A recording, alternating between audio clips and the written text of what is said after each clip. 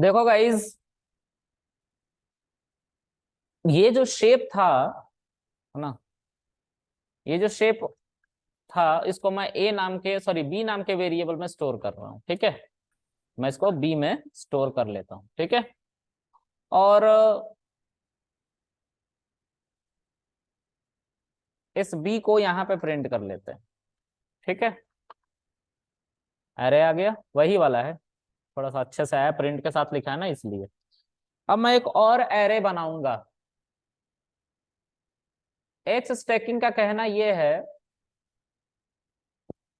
कि हॉरिजॉन्टली, है ना, हॉरिजॉन्टली जितने कॉलन है उतने कॉलन वाला दूसरा एरे भी अगर होता है, जैसे ये वाला, ये थोड़ा सा अलग बना ना है ऑर्डर की वजह से, तो इसको हम सी में स्टोर कर लेते हैं और सी को प्रिंट करेंगे। ठीक है, और प्रिंट सी करोगे तो देखो ये यहाँ पे दिख रहा है।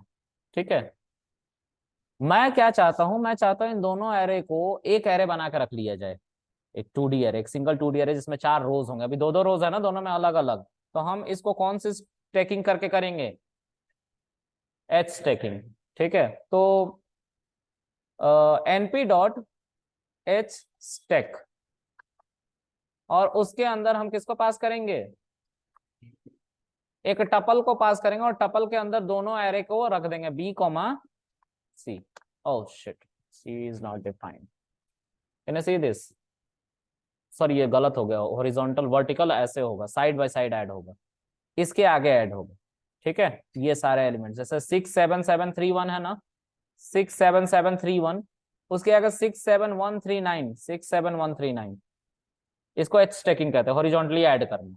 ठीक है, रिस्ट्रिक्शंस क्या है उसको देखो। अगर इसके अंदर 3 रो हो जाते तो एरर आ जाता, क्योंकि एक रो नीचे निकल आता कहीं, और निकलने ये देगा नहीं। ये कहता है जितने रो सॉरी जितने कॉलन है उन सारे कॉलन में एलिमेंट होने चाहिए। तो यहाँ पे सिर्फ 5 एलिमेंट तो नहीं बनाने देता। मैं करके दिखाता हूँ इस एरर को, रुक जाओ, मुझे एक नया एरे बनाना पड़ेगा। सी को मत यूज करो,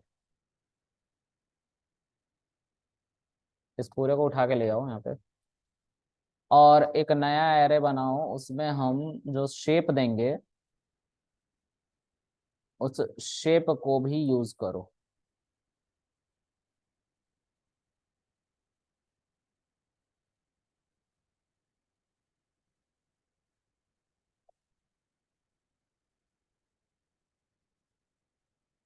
इस पूरे के जगह पे, इस ए के जगह पे ही तो हमारा एरे आएगा, आएगा ना। और शेप हम इसका रखना चाहते हैं 3, 2, 3 रो 2 कॉलम। ठीक है, अच्छा, और इसको हम ए में स्टोर कर लेते हैं, या जेड में स्टोर कर लो इसको। ठीक है, एरर आ गया, रिशेप इज नॉट डिफाइंड। कहाँ गया रिशेप? एनपी के साथ लिखना था ना इसको, बड़ा ऑर्डर ले पा रहा है। अच्छा, एक चीज और देखो यहाँ पे, ये रीशेप था ना, इसके अलावा एक रीसाइज बोला था मैंने, तुम लोग को याद है?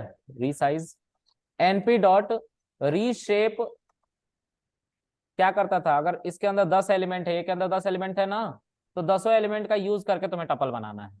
अगर तुम 10 एलिमेंट में से एक भी एलिमेंट कम करते हो तो एरर आ जाएगा। ये रीशेप की प्रॉपर्टी थी। ठीक है, मैं अगर इन सबों को चलाऊं एज इट इज यहाँ पे, तो देखो ये सही सही चलेगा, चल रहा है, क्योंकि इसमें 10 एलिमेंट थे, किसमें? ए के अंदर। अगर मैं यहाँ पे गलती से 4 लिख दूं ना तो एरर आ जाएगा। क्यों? क्योंकि 8 ही एलिमेंट यूज हो रहा है, 2 एलिमेंट कहाँ गए? ये सवाल पूछ रहा है रीशेप। ठीक है, अब रीसाइज को यूज करते हैं। रीसाइज यहीं पे अच्छा काम करता है। क्या कहता है रीसाइज? देखो, जितने एलिमेंट हैं उन सबको यूज करके आप चाहो तो अपना एरे बना लो, 2D 3D जो मर्जी हो। लेकिन अगर आप रीसाइज करते हो तो हम उसमें जितने एलिमेंट है, मान लो 10 एलिमेंट है, तो उसमें से 4 ही एलिमेंट को यूज करके बनाना है, हम बना लेंगे। ओहो, क्या हुआ? ऑर्डर, ऑर्डर मत दो अब यहाँ पे, देखो बन गया। 2 एलिमेंट हमारा जो ए है, ए में अभी भी हमारे 10 एलिमेंट है, लेकिन कितने एलिमेंट यूज हो रहे हैं? 6773, 6773 यहाँ तक, फिर 1733 दो एलिमेंट छोड़ दिए गए। ये रिसाइज की प्रॉपर्टी थी। और यहाँ पे एरर इसलिए आ रहा है क्योंकि मैंने क्या कर रखा है, रिसाइज करना है, क्योंकि मैं एरर जो बना रहा हूँ वो 3,2 का बना रहा हूँ। अब क्या एरर आया, ऑर्डर यहाँ पे भी नहीं देना, अभी ऊपर भी एरर आया था ये। लो बन गया, जेड यूज कर लो, बन गया। तो ये तुम्हें क्वेरी इसलिए बड़ी दिख रही है क्योंकि इसके अंदर हमने बहुत सारी नेस्टिंग कर दी है। अगर सब इसको मैं सिंपल करने जाऊं तो देखो कैसा सिंपल होगा। ये हमारा वो एरे है, ठीक है। अगर मैं यहाँ पे इतने एलिमेंट को उठा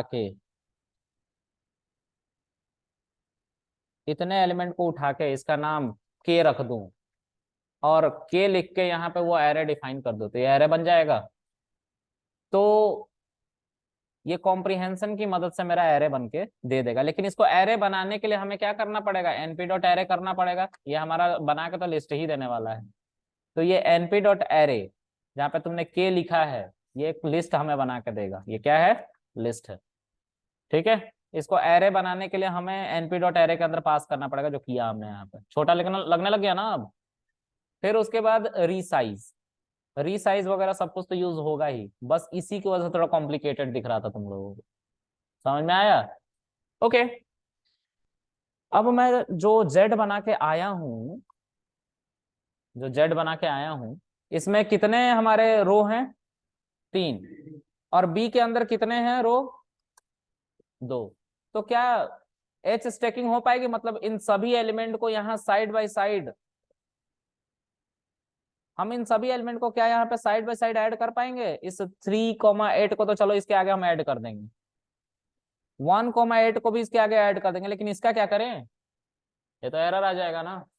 तो ये पॉसिबल नहीं है, ये एरर दे देगा, ठीक है। इसीलिए यहाँ पे एच स्टैकिंग नहीं हो पाएगी जेड और बी के बीच में। तो देखो एनपी डॉट एच स्टैक, ठीक है, एक टपल के अंदर पास करना होता है जेड कॉमा बी। ओके,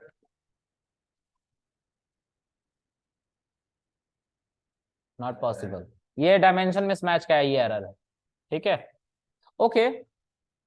अच्छा एक और चीज देखो, इसी तरह से वी स्टैकिंग होती है। अभी हमारा यहाँ पे जो एच स्टैकिंग था वो सक्सेसफुली वर्क कर रहा था, ठीक है। इसी तरीके से वी स्टैकिंग, ठीक है, वर्टिकल स्टैकिंग। यहाँ पे हम क्या करते हैं, तो एक सी नाम का एरे बना रहे हैं, ठीक है।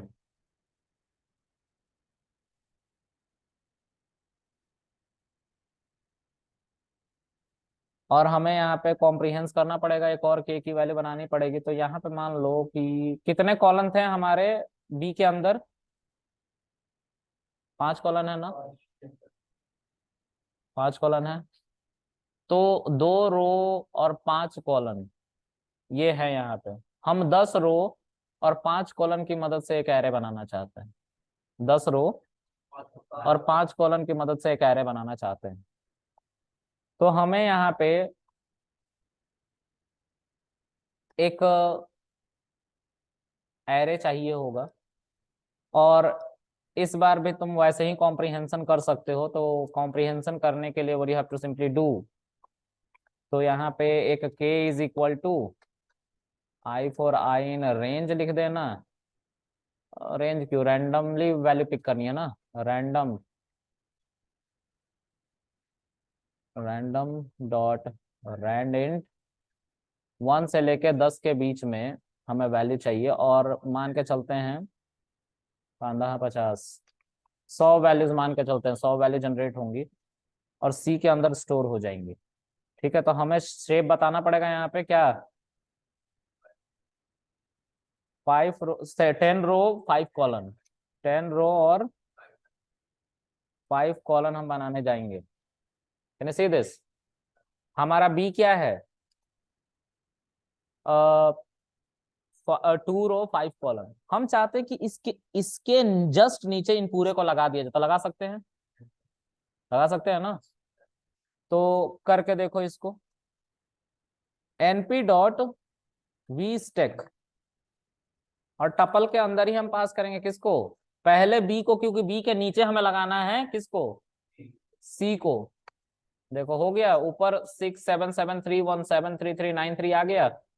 देखो ये पहले आया है ना ऊपर में, फिर उसके बाद यहाँ की सारी वैल्यू आ गई है। लेकिन अब थोड़ा देखो ध्यान से, फिर से इसको फिर से मैं चलाता हूँ, वेरिएबल बदल के एम मान लेते हैं, ठीक है, और यहाँ पे भी एम मान लेते हैं, और इस बार मैं शेप को थोड़ा सा बिगाड़ देता हूँ, 6 कर देता हूँ, ठीक है, और सी को प्रिंट कर लेते हैं।